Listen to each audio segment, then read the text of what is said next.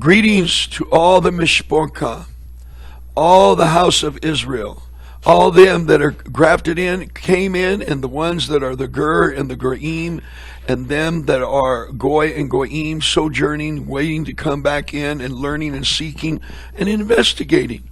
Many of you are investigating the feast. You're investigating the Shabbat.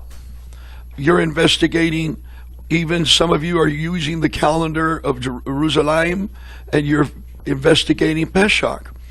But Pesach is a covenant for your high. In other words, they say life. It's an eternal covenant forever. But we greet you today from Eagles Haven Ministry, eagleshavenministry.com, and Eliyahu channel and eliyahuchannel.com with Shabbat Shalom Israel and Hak Pesach Shameach. Hallelujah. Praise Yahuwah. Is a wonderful yom. This yom is a wonderful yom for me. I thank you for being patient with me to get the system up and running 30 minutes late. But you heard us in the background and the sound. We appreciate your patience and tuning in. We have some lovely family. Family of Mishporka of Yahuwah. We're gonna interview. This is our dear brother, Elder Isaac Hill, who has a great YouTube website called Restorers of the Truth Ministry from Little Rock, Arkansas. How you been, my brothers? Oh, we've been wonderful. It is great to have you both here today, this Yom. It is a pleasure to be here and to enjoy the fellowship with all of... Introduce your wife to us, please. This is my wonderful wife, Beverlyn, who is my inspiration, my backbone, and my strength. As she says, the beaver, she gets things going. So, praise Yah. This is Beverlyn, wonderful woman. All right, now keep talking because I got to get your mic set. I didn't realize I didn't do it yet. Oh, okay. So tell us a little bit more about yourself. Well, we've been, as you said, we're from Arkansas. We have a ministry, Restores of Truth Ministries. We Shabbat every Shabbat. We try to reach out to as many as we can through whether it's YouTube or whether it's just in our home or one-on-one, sharing the Besorah. But we've been doing this perhaps since 2008, and we have a wonderful ministry in Little Rock. We meet in our homes. We travel. We try to reach as many people as we can personally, but we're just excited just to be here and to fellowship, Pesach with you and your family and friends, and just this fellowship. Praise Yahuwah. And your lovely wife? Shalom, everybody. Everyone. I'm glad to be here with my brothers and sisters in Texas. I'm very honored to get a chance to fellowship with them for Pesach. Mm-hmm. It was a very lovely evening with them to get a chance to break bread and to share in song and praise. I'm excited about learning and growing in the scriptures of our Heavenly Father, Yahushua and Yahuwah. It's been a life experience for me, a life-changing experience for me.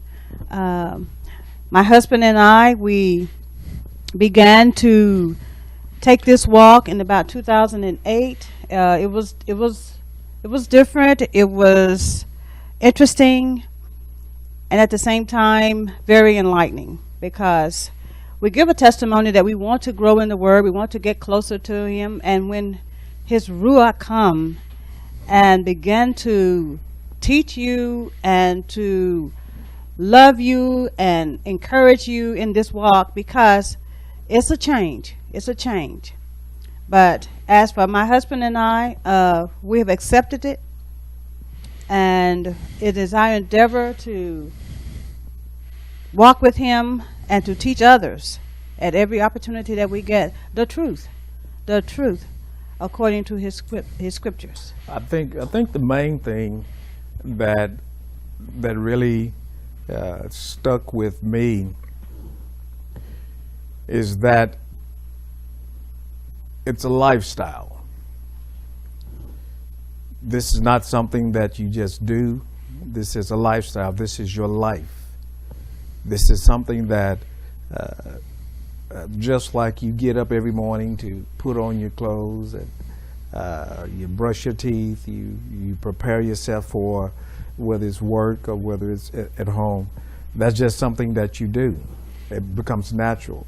And so to turn to Torah and YHUH, it required a lifestyle change.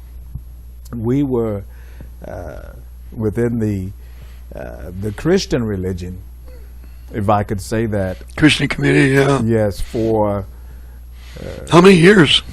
Really all my life. But I was ministering in that particular religion for 20-some years before I began to experience some change. And that change really began with just simply studying the Word, just studying the Scriptures, and it led me to research the root of certain words, and then that really inspired me, and so that really propelled me to begin to say, hey, wait a minute, what am I doing? As I began to discover that led me into understanding His name, understanding about Shabbat, understanding about kosher, understanding about our feast. And one of the hardest things that I believe that I had to overcome or face was getting used to doing something different. And so when I began to realize that, hey, wait a minute, this is totally different from what I was brought up in. And one of the things that always resonate within me, the scripture says, "And all thy getting," paraphrasing, "get an understanding." And so from that, having the heart to say, hey, wait a minute, I want to understand. Because anything that you do, whether it's marriage, relationship, whether it's work, what have you, you want to understand what you're doing. And one of the things that my wife and I, we always share with each other is, if we are going to serve and worship and follow Elohim, then we must understand who and what we're following, who and what we're subjecting ourselves to. Absolutely. If we want to follow the Creator and understand the Creator, then we have to take time out to understand what is His requirement, who is He. And so those things are the things that inspired us to really say, okay, we're coming out and there's no turning back. And it's really been a joy. It's been enlightening to know that we now know truth. We now know. And so once you find something, it's kind of like a treasure, it's kind of like a jewel. Once you find something, you don't want to let it go. You want to protect it. You want to make sure that you keep it. You want to make sure that it's in a safe place. You want to make sure that it's always in its original form. And so that's how we see the Torah, that's how we see Elohim. And so we're just excited. We were just glad to make that turn. Now, let me ask you this. Now, you know, many people have their different testimonies how they got quickened. Like with me, I had a King Irish Biblos Yes. Bible, and it had a Thomas Chain reference footnotes. It had a Strong's Concordance. It was like a $180 scripture, right? Cadillac, Mercedes Benz. Wow. And so, but it had footnotes, and it would say Yah, sometimes Jehovah, sometimes Yahweh, sometimes they have little footnotes with the YHUH. Certain words, they would put it in Hebrew. And it started quickening me, and I started getting recall.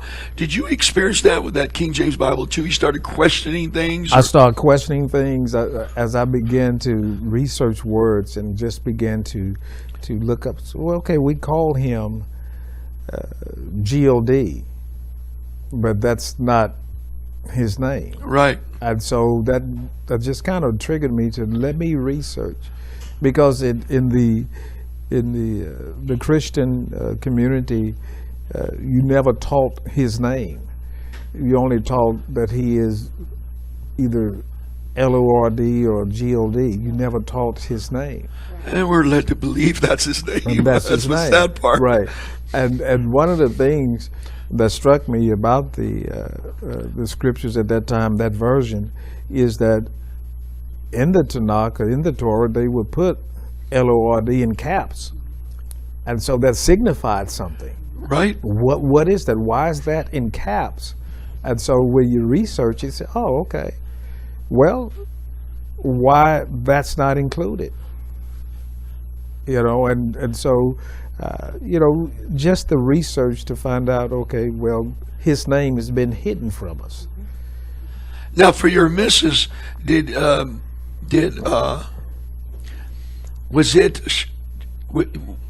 was he the first one to pioneer and walk on water to get the Father's name and the Son's name, or you were finding it out at the same time, or what kind of helpmate you were to help your husband on this Great walk?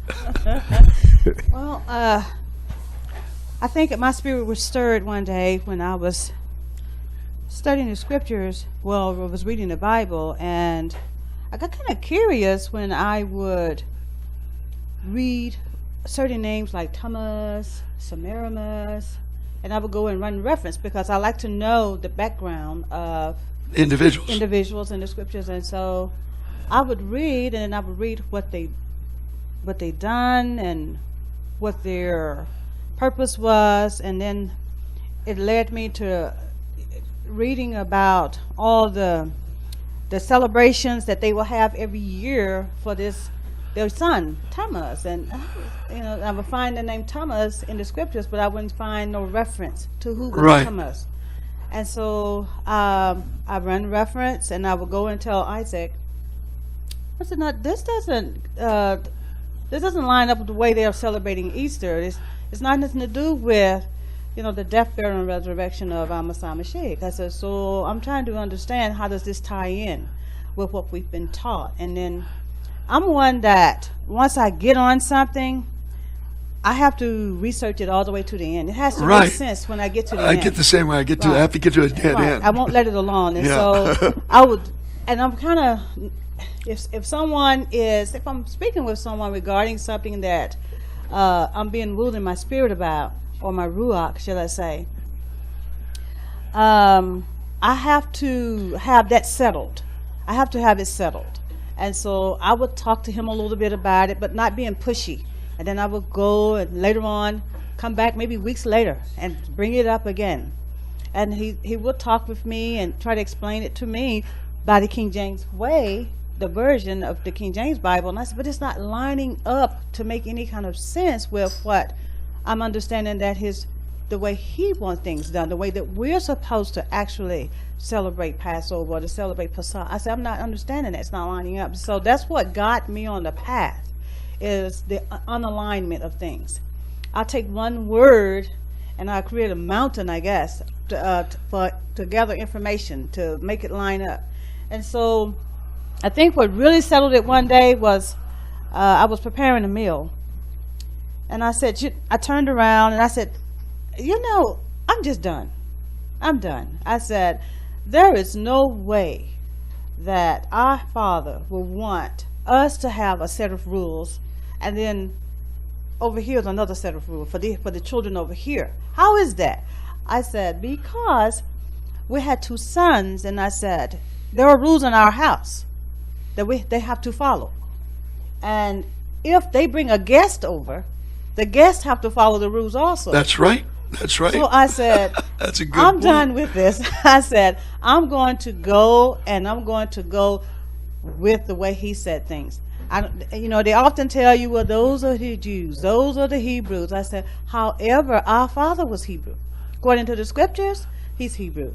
And I said, according to the Messiah Mashiach, he came unto the Hebrew. He came unto the nation. I said, so if I'm going to enter into his kingdom, I have to do it the way he said do it. Hallelujah. And I was done. I think Fantastic. that was one of the things that caused me to respond, is the fact that, as she said, when there is one house, you don't have different rules. Depending on who's here and who's there, it's one set of rules. And so that kind of stuck with me.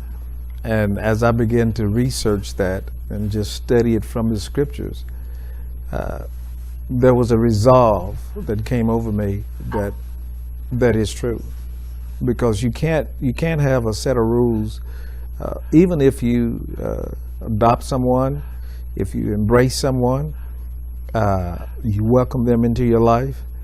You don't have, let's say you have 3 people in your life, whether they're family, friends, and acquaintances, what have you.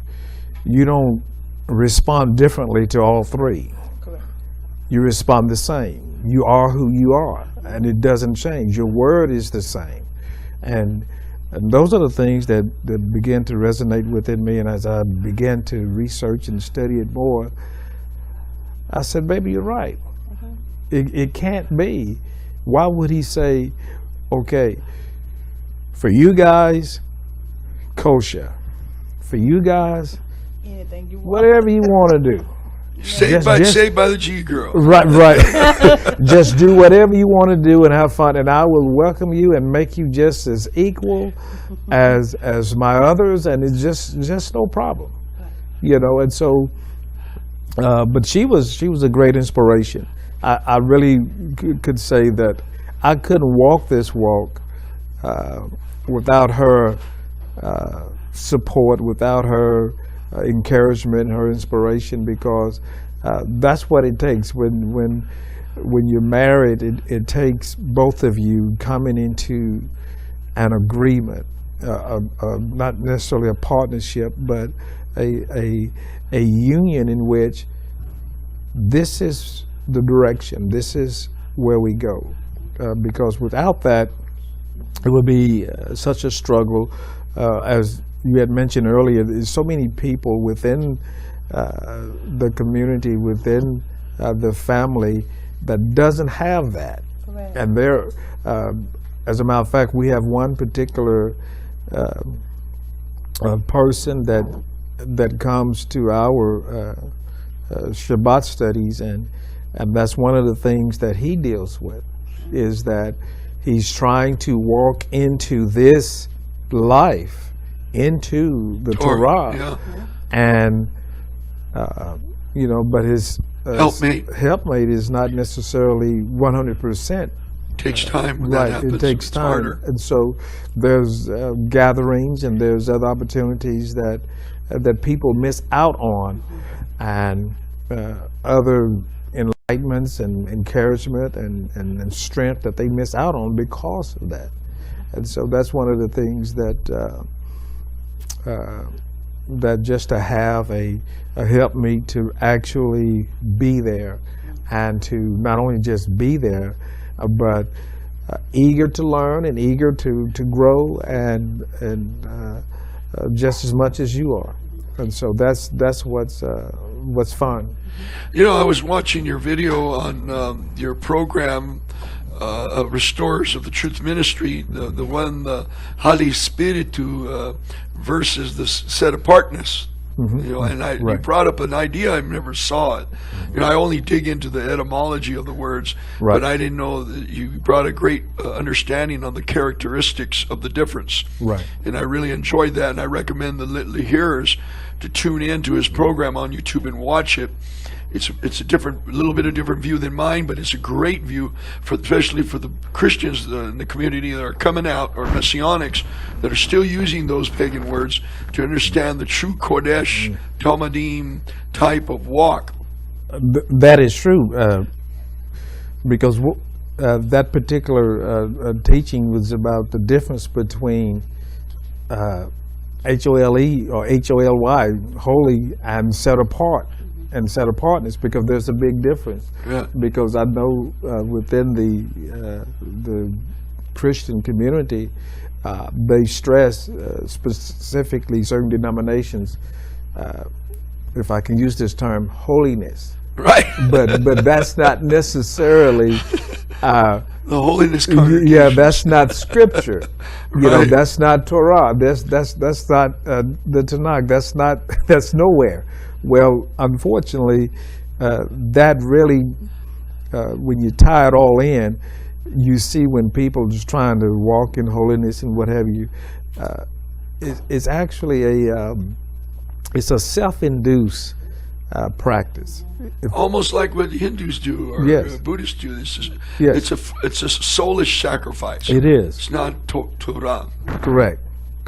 Yeah, that was very good. And you know, every September, and it's growing rapidly, where you could just type in now in Google September Holy Festival, where they worship her. They worship the goddess Hali, Holy, and it's 100% Latin Catholic word, but they actually worship it. It's growing. It's every year.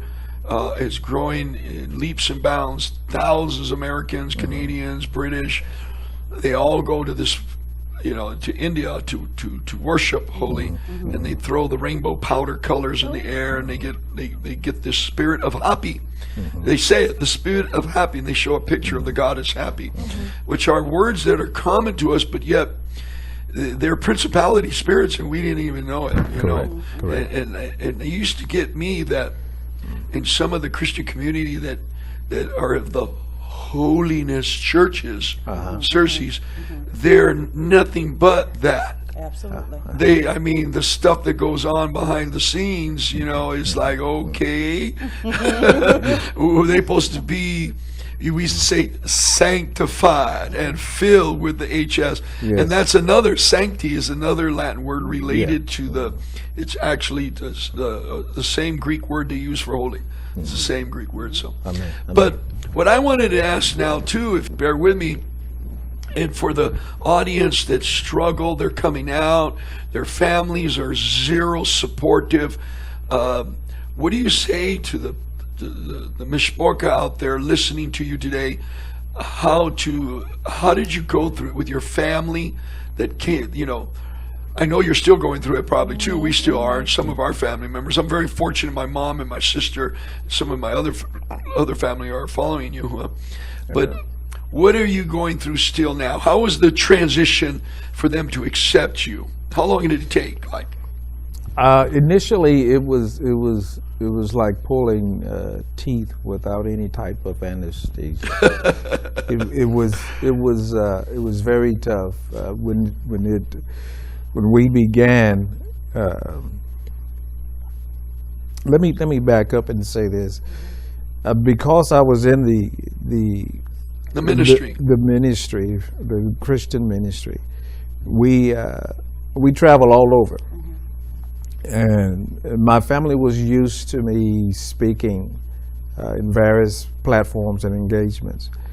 And when I stopped and began to, Shabbat began to become kosher, they looked at me and looked at her as if we were in a cult.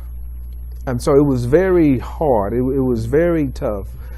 They would visit me, they would call me. Some would even ask me to stop by sometimes so that we can talk. And so it was as if they were trying to reach out and just say, hey, you're going the wrong way. You need to come back. You know, you didn't get hold to something that you shouldn't have. And the more and more we continue to share and produce studies and produce different types of messages.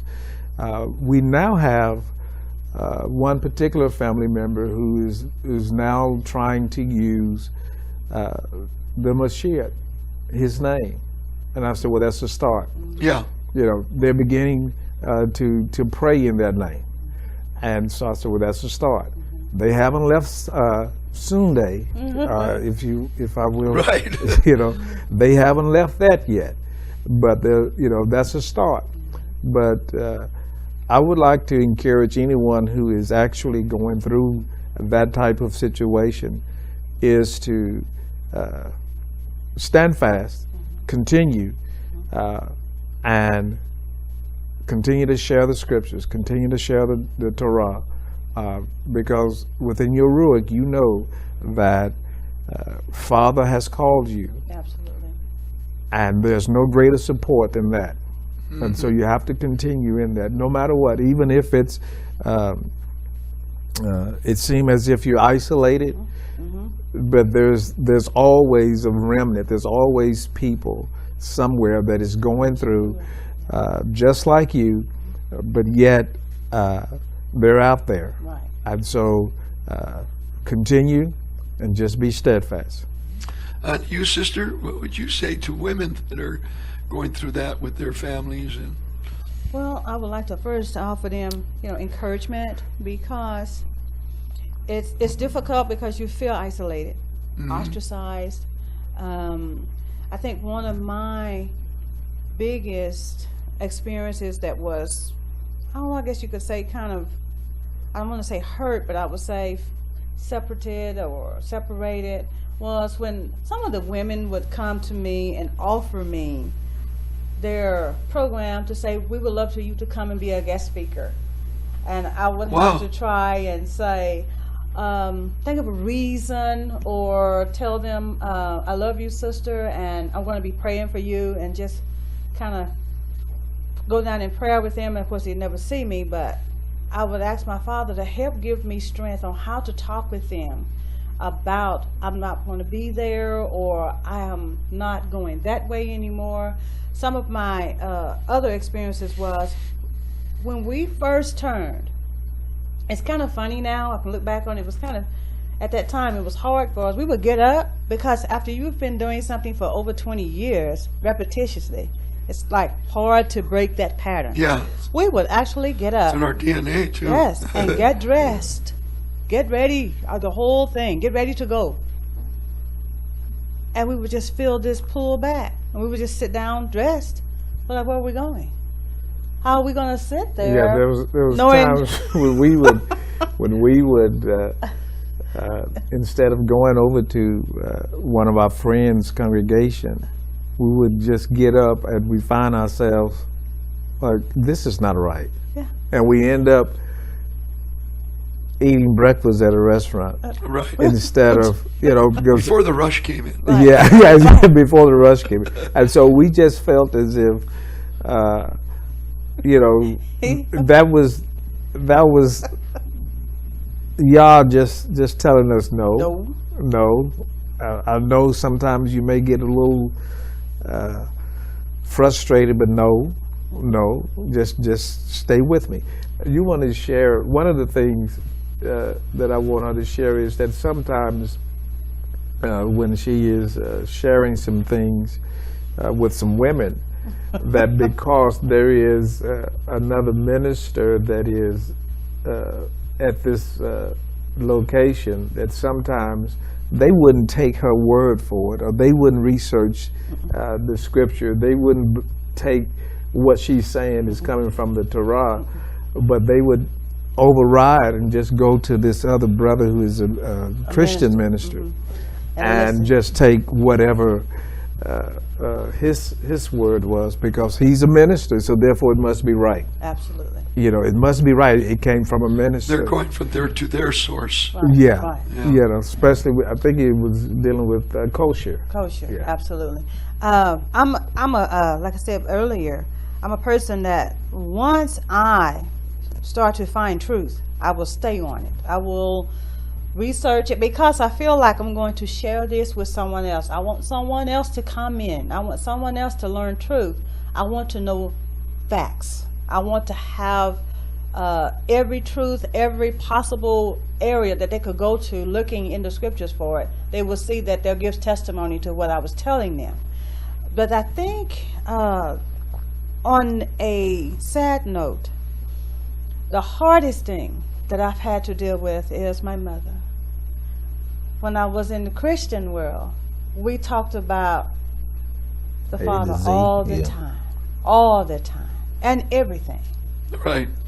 Well, being that I'm the type of person I am, when I learned, as they say, truth over fact, I began to share with her, Mom, I know you're the one who introduced me into Jesus. I said, however, let me introduce you to Yahushua. Right. Let me introduce you to Yahuwah. You let me tell you the truth. And I would tell her, and she would get so upset with me. And I would say, let's not talk, let's wait. And we'll come back at another day.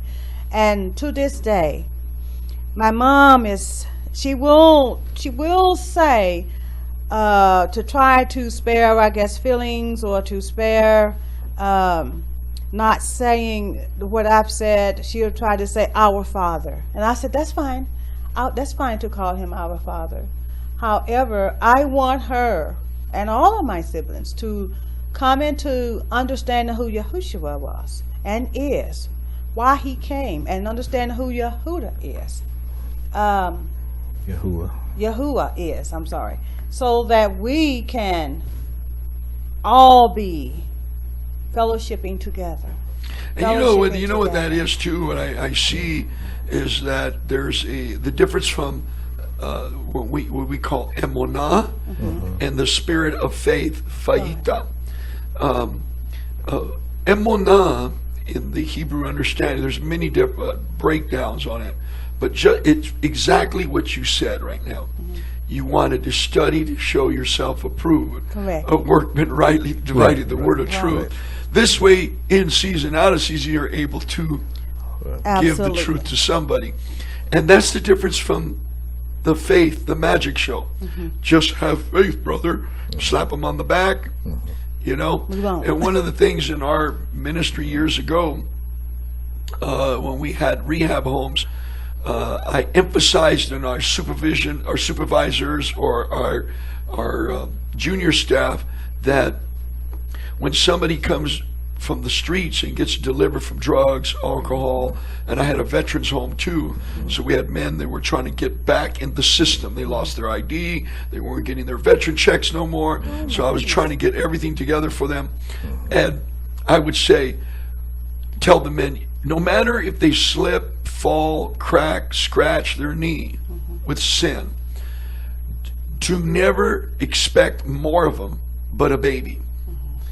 So, but in Christianity, they put this magic show of just have faith, you're a Christian now.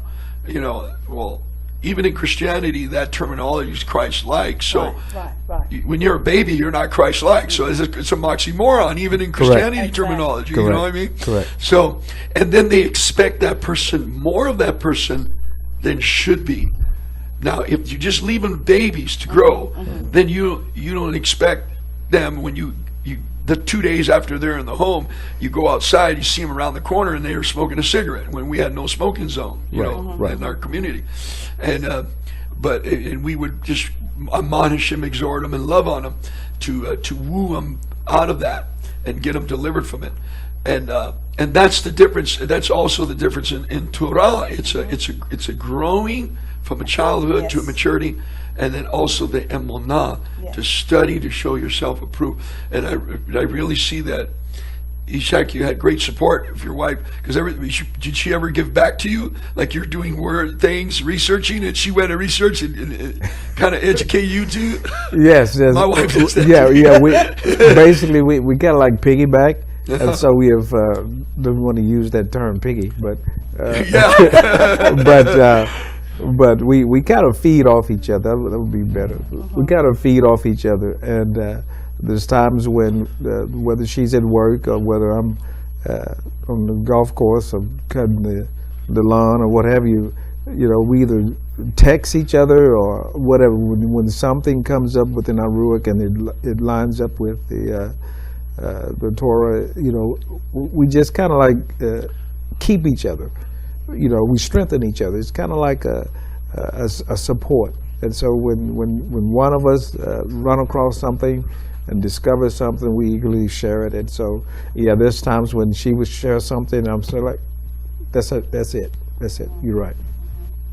Now, have you been getting any opportunities to minister in a home with some of your old Christian community association, or they invited you to like a demonstration? We used to get those.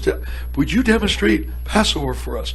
Would you demonstrate the Feast of Tabernacles? You ever had that happen? We haven't had that that request. However, we last year, I think it was last year, 2 years ago. I can't remember, but we was invited to our former congregation that we were connected with as part of a conference, and I shared it with them. I said, you know that even though you invited me, you know my stance. I said, yeah, sure, come on. And so we came, and we wanted to basically just share his name. And so one of the things that struck me was that they was receptive, because we proved that the letter J, Right. the origin of the letter J, when it happened, and so forth, and they never thought about that. And so one of the things that I always start off with is some type of story or something like that. And so, but they realize that's true. If the letter J is only a couple of 100 years old, what was his name Before that. before that? And before that. And before that. And so, but yes, on that scale, we was asked to come back, but not necessarily to demonstrate anything from Shabbat or from the feast, but just to speak, because they were so familiar with me while I was in the ministry of going places and just speaking all the time. And so, as I said earlier, one of the ministers is actually now praying in that name, and so it's slowly turning. Even though you still have some who are very strong in believing that you have gone into left field now, but it's in his hands. That's right. Yeah. And the spell's got to be broken from them, and then the more they research themselves. I think for every person is different. Yes, every it is. certain person is different. We had Passover at our house. When was it? We had A couple years ago. We had Passover at our house, and it was beautiful. Oh, great. It was guests from Tennessee came, and we had a fabulous time. We sang, we ate, and we shared the scriptures. And I think at the end of the service, one of the guest speakers was listening to the music that we were playing, and he turned to us and he says, "Is that Ron Canoli?" And we said, "Absolutely." Right. And that that really, because he said, "I can't believe, I didn't know that this brother had changed and turned to Torah." I said, "Oh yes."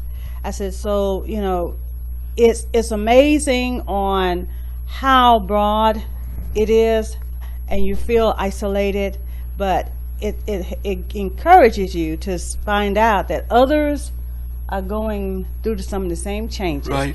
And one of the things, on another note, that really has encouraged my heart was the 2 grandchildren that we have that live in Arkansas come over one day, and they says, "Granny, we don't eat pork."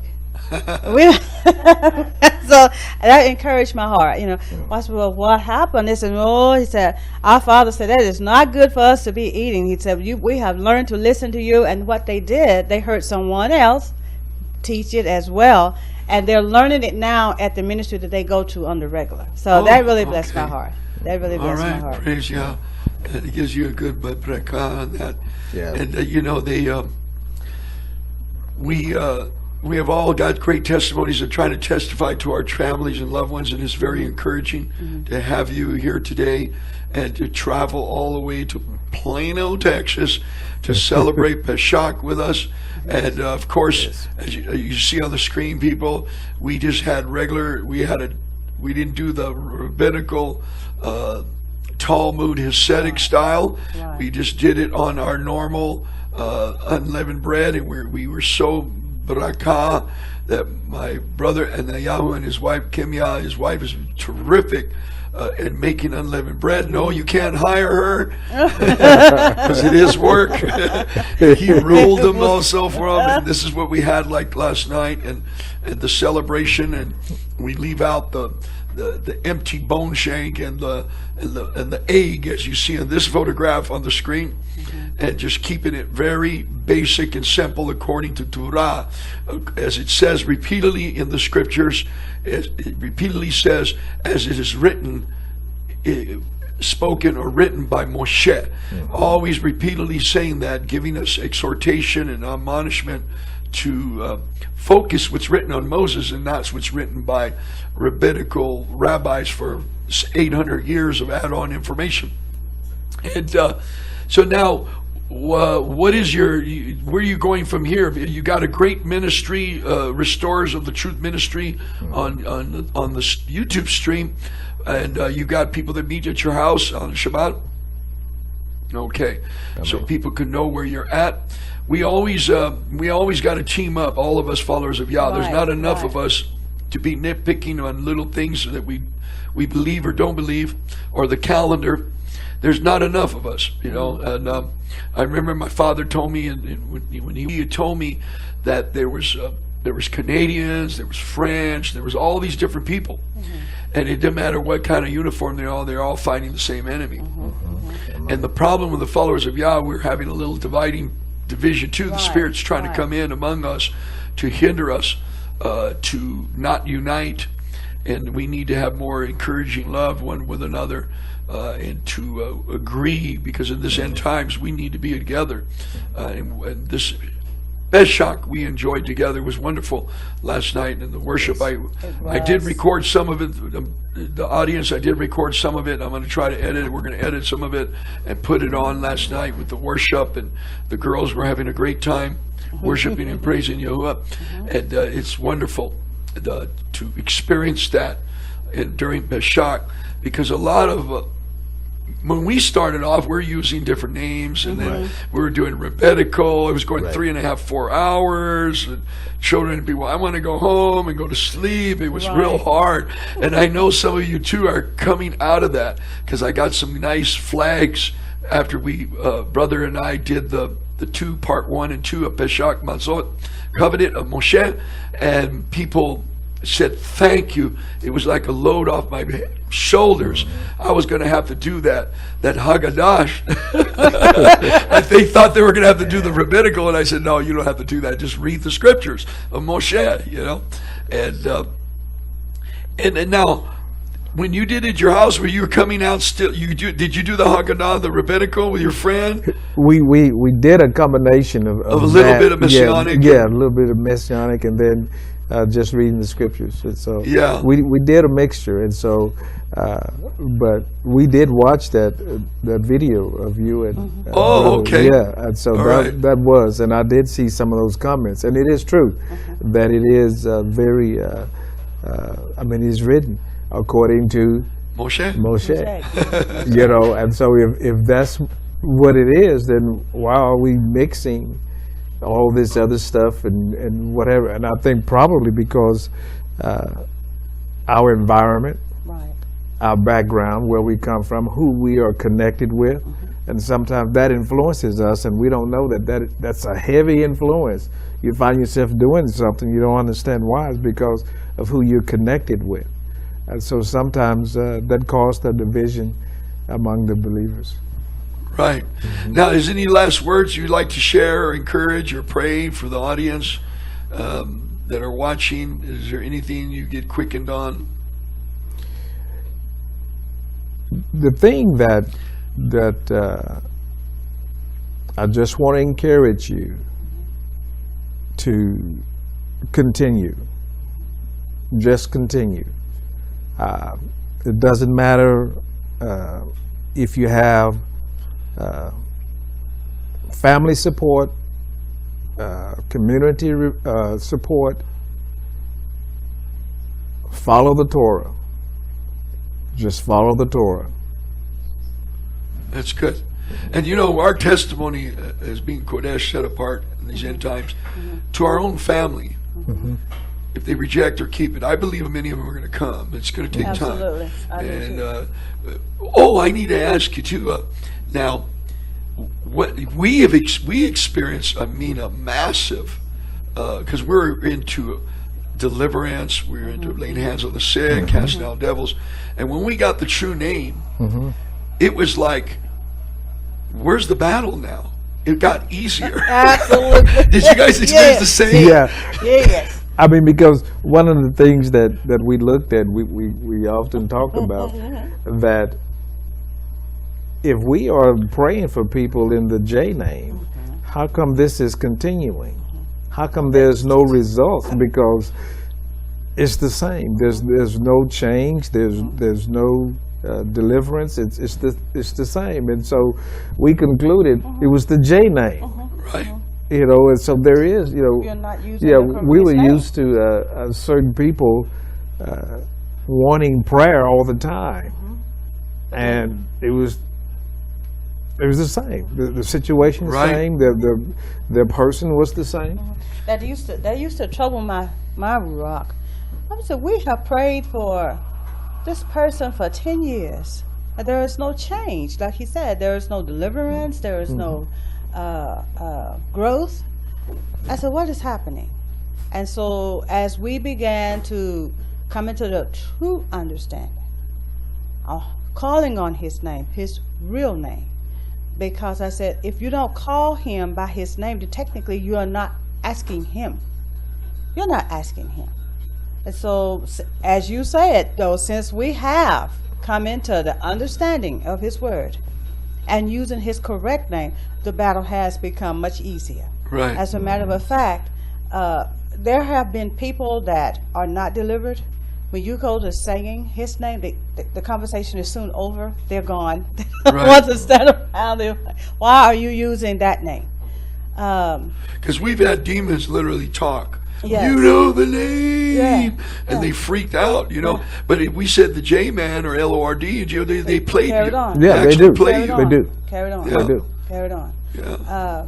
I have had situations to where problems was coming at me, and I would go into prayer, and I would hear in my ruach, at the end of the day, your problem shall be solved. And at the end of the day, my problem was solved. And I would call my husband and say, you're not going to believe what happened. It is solved. And this situation is something that had went on for years and years until I learned his name, to call on the correct name. Hallelujah. It was Hallelujah. immediate intervention. Praise you, Immediate intervention. Right. Right, I agree, 100%. That's great testimony. Well, beloveds, we thank you for tuning in to Eagles Haven Ministry. I just think it's been a great opportunity to have the Mr. and Mrs. Hill here, Elder Hill, here with us. It's wonderful to have them here and celebrating with us, Pesach. We're doing the Jerusalem time this year. Next year will probably be different time, date. And we encouraged everybody, just enjoy your Pesach, your Shabbat, and no nitpicking, fault finding. Just enjoy, because we're all walking it out. We're all learning. And when YHUH comes, he is going to help us straighten it out. I believe we'll probably get the calendar a little sooner than that. I know he's going to reveal to many of us. But we just close this Yom with Shabbat Shalom and Hot Pesach Shameach. And if you're interested on my particular replacement theology pamphlets, as you see on the screen, you can go on to Eagles Haven Ministry at yahoo.com. That's where you email me, please. And please put your full name and address and phone number, excuse me, and your name and address. And then I can send you your free package. If you want it in PDF, I can send it in PDF. If you want any of my wife's music for free, just tell me the music you want, and I will send her music to you, or any of the videos that we have been playing on our YouTube station. And so shalom, shalom, and say shalom to everybody, and we praise Shalom. Yahweh. Hallelujah, praise Yahweh. Amen, and amen, and amen. Amen.